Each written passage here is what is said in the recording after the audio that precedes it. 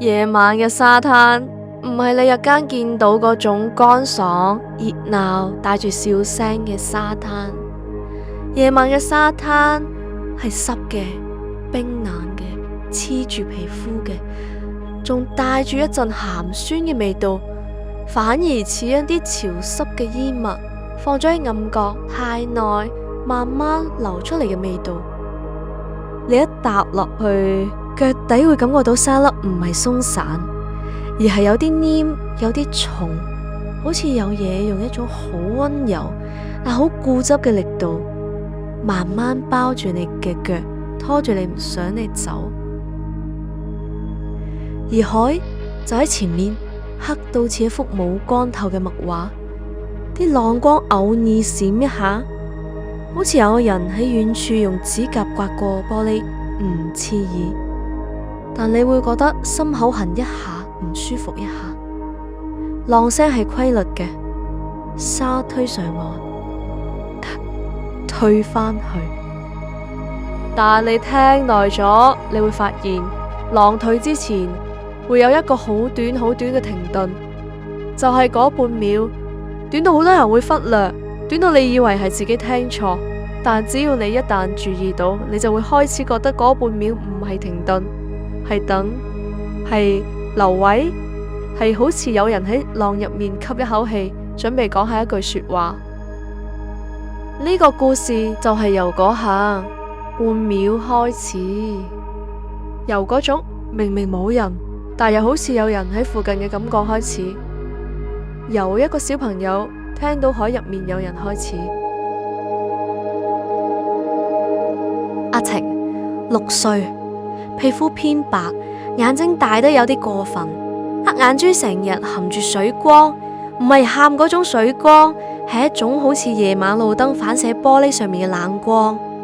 佢唔算特別活潑，亦唔算特別怕生，即係成日靜靜地坐喺窗邊，好似將自己截到好細，好似驚阻住屋企任何一點空氣流動。佢哋搬嚟呢度唔夠3個月，新屋近海，近到你夜晚開窗，條味就會入屋，連床單都好似永遠估唔透。阿敏做護理員要返夜更，屋企嘅夜晚經常係阿成一個人對住天花板，聽住窗外遠遠近近嘅浪聲。嗰晚，阿敏喺廚房揾衫、揾鎖匙、揾工牌，整個人忙到額頭冒汗，語氣都不自覺急咗少少。阿晴，快啲瞓啦，媽咪要返工啦。阿晴冇回答，佢坐咗喺窗台，面向大海，背對住屋內暖黃色嘅燈光，個輪廓好模糊，好似紙剪出嚟嘅影。阿敏行過去，伸手摸摸佢個頭，摸到一陣微微潮濕又黐嘅髮根。你又望海，日頭都望，夜晚都望，你唔悶咩？阿晴慢慢轉過面，語氣平平淡淡，好似講緊一件好普通嘅事。我聽到有人喺下面叫我。阿敏個心跳咗一下，唔算大力，但係突然，邊個啊？隔籬小朋友，人哋夜晚邊會喺沙灘玩啊？凍親。阿晴望住阿敏，眼神唔似小朋友嗰種求你信我，反而似一個好老嘅人。用一種好疲累、好確定嘅方式同你講，唔係隔離，係水入面嗰啲。阿敏笑容僵咗半秒，水入面邊有小朋友？阿成冇答到，佢手指慢慢抬起，指向窗外黑沉沉嘅海面，指向嗰條最黑、最冇反光嘅位置。佢哋唔出嚟，佢哋只係等。阿敏原本打算當阿晴亂諗小朋友搬新環境，夜晚聽到啲聲，話唔定係風聲，係浪聲，係隔籬屋抽氣扇嘅聲。但阿晴嗰晚嘅表情實在太冷靜到唔似小朋友胡思亂想，反而似一個人喺夢入面醒咗半邊，見到啲唔應該存在嘅嘢。最後，阿敏請咗假，佢唔係因為相信鬼，而係因為佢唔想阿晴一個人留喺屋企。對住嗰種聽到聲嘅恐懼，慢慢變大。夜晚11點，兩母子行出門，街燈昏黃，風唔大，但帶住一陣濕立立嘅濕氣，貼住塊面，好似有人用冷手掌輕輕打咗你一巴，唔係好痛，但你會覺得皮膚有啲麻痹。一路行落去，住宅嘅聲音越嚟越少，車聲都冇咗，狗吠亦都冇咗，連取叫都冇埋，最後剩翻一種聲音浪聲。沙灘冇燈，月光俾雲遮住，天空係一大片灰黑，海同天接埋一齊，分唔清邊度係線。阿晴一踩落沙，停低，佢條頸微微前伸，好似聽緊啲更細更遠嘅聲。佢哋喺度。阿敏攬緊佢個肩膀，硬係擠出一句：喺邊度啊？你指俾媽咪睇。阿晴指向前面，唔係最近水邊，而係再遠啲一段更黑、更濕、更黏嘅沙面。浪拍上去之後，會留下一層薄薄嘅水，反光到好似一塊薄玻璃。嗰邊有好多對腳，細細對，凍到好白，冇鞋。阿敏望過去，乜都睇唔到。浪推上岸，浪退返去，退之前停一停。阿頓細聲細氣跟住嗰個停頓講：一。你數咩啊？阿晴唔望佢，只係望海。佢哋教我數，數到7就要入水。阿敏第一個反應係拉住阿晴走，但阿晴隻手出奇咁冰，冰到唔似夜風凍親，反而似拎住一塊浸過冰水嘅石頭。阿敏低頭望，突然見到濕沙上嘅腳印，呢個唔係阿晴嘅腳印。阿晴企咗喺度，理論上應該留低2個細細嘅腳掌印，但佢腳下嘅沙面平滑得出奇，只有水慢慢流過，冇痕冇裂冇重量，反而係由水邊開始有一串細腳印，一步一步歪歪斜斜行上嚟。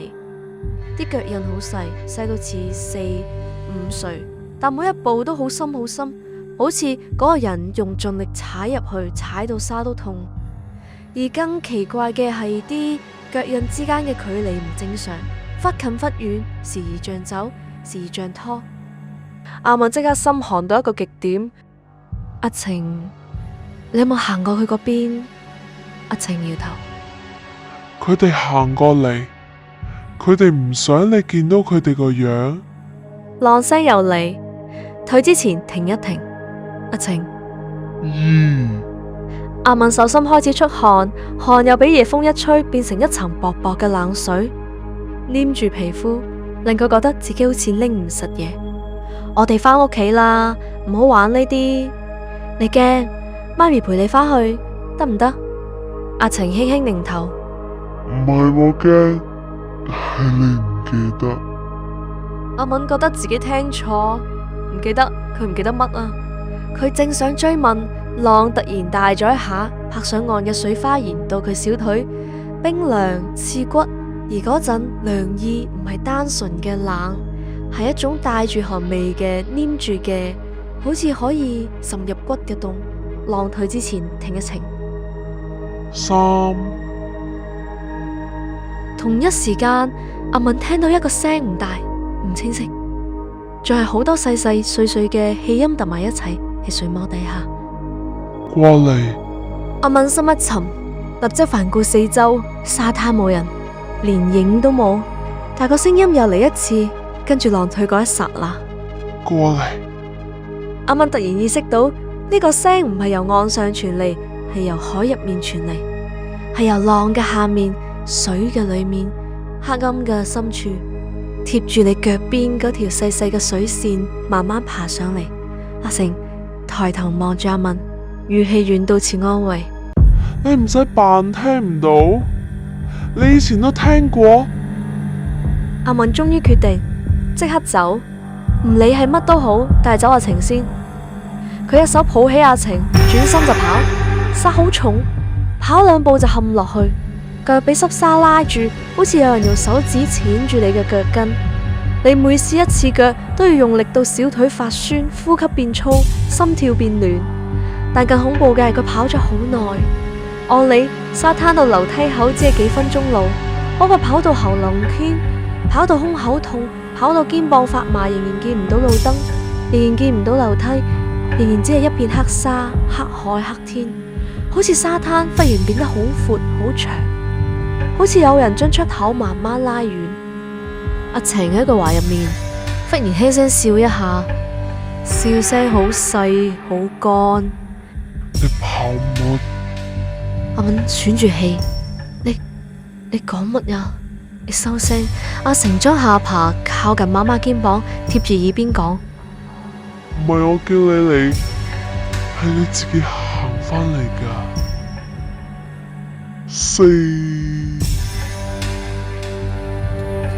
阿敏全身僵住，因為佢突然發現阿成唔再係抱住一個小朋友嘅重量，佢變重咗，重得好似抱住一個濕透嘅麻布袋，重得令阿敏手臂發抖，重得好似懷入面嘅唔係一個活人，而係一段拖住水嘅回憶。阿敏個腦開始自動抱翻啲畫面，唔係佢想記起，而係啲畫面硬塞入嚟。同一個沙灘，同一種潮味，同一種浪退之前停一停嘅節奏。好多年前，阿敏都嚟過，嗰時佢好後生，長頭髮，笑得多，聲音都高啲。佢拖住一個小朋友，細細隻，成日跑前跑後，好似精靈咁。嗰晚佢都係話帶你行一陣就返。嗰晚佢都係覺得唔會有事。嗰晚佢都係只係鬆開咗手一陣就一陣，短到好似眨一眨眼，短到你以為唔算乜。但當佢再望返落去，手心就空咗，沙灘只剩低一串細腳印，行到水邊，然後冇咗。浪聲大到聽唔到自己叫喊。警察最後一句話係冇發現。阿敏一直唔肯接受，佢一直對自己講，可能有人抱走佢，可能佢迷路，可能佢喺某度等我。你究竟係邊個？你唔好嚇媽咪，你係阿成，你係我個仔。阿成望住佢，眼睛黑得好深，好似冇底嘅井。阿敏發覺自己唔知幾時已經返到水邊，好似有人唔聲唔聲將佢搬返嚟，又好似佢跑咗半日，其實原地踏步，海水貼住佢腳尖，薄薄一層，冷到麻。每一次浪推上嚟，都像一隻冰冷嘅手掌，輕輕掃過佢小腿，數一下就收返去。但收返去之前，永遠停一停，永遠留半秒，永遠像係喺度等佢答一句。阿晴落地，佢站得好穩好直，直得唔似小朋友。佢望住海，像望住一條熟路。呢前無數，呢前只係叫，你叫到聲沙咗，海都冇應你。阿敏好驚，數乜？點解要數？阿晴慢慢轉頭，因為佢哋好守規矩，佢哋話數到7就可以帶走一個，數唔到7就要留返一個。阿敏瞳孔一縮，留返邊個？阿晴笑得好輕好薄，留返你。浪退之前停一停。阿晴，路嗰一刻，阿敏終於明白呢晚唔係有晴聽到聲咁簡單，呢晚係算舊賬，攞返應得嘅嘢。阿敏膝頭一軟，幾乎跪落濕沙，佢手指攞住阿晴條手臂，用力到指節發白。我唔會俾你走，你係我個仔，你係活生生喺我面前，你唔可以。阿晴望住佢，語氣突然好溫柔，溫柔得令人心寒。媽咪，你記唔記得你以前同我講過咩？你話如果我走失，你一定會揾到我。我而家喺度啦，你揾到我啦。浪聲突然變細，細到你聽到自己心跳，細到你聽到遠處海面咕一聲，好似有人喺水底翻身。阿晴輕輕吸一口氣，再準備講最後一個數字。阿敏唔知自己點解會照做，佢跟住狼退嗰個停頓，用一把沙啞得近乎破碎嘅聲搶先講7。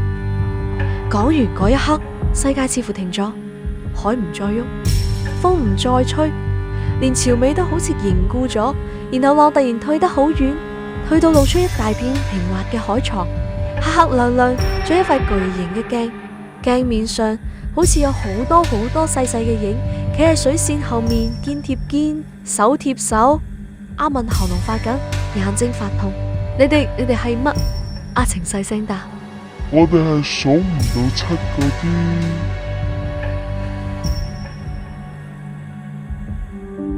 第二日清晨，天光灰白，海面平得出奇，似一張乜都冇寫過嘅紙。有人喺沙灘見到一行大人腳印由樓梯行到水邊，腳印好深，深到好似踩住沉重嘅決心，但冇細路腳印，一個都冇。而水邊嗰度沙面平滑得好乾淨，好似有人用手掌抹過，抹走晒所有痕跡，只係留低一樣嘢，一粒細細嘅玩具珠，入面有一條白色嘅船紋，好似一個迷你嘅漩渦。街坊話嗰粒珠係海底嘅眼。夜晚再嚟，浪聲照舊，推上岸，推返去，推之前停一停。如果你夠靜，你會聽到海入面有人數1、2、3，但冇人再敢等到7，因為佢哋都知海數到7嘅時候，總會有人返唔到屋企。故事完結。以上故事並非真人真事，如有雷同，實屬不幸。如果想聽多啲古仔，記住訂閱我哋嘅頻道啦。下次再見。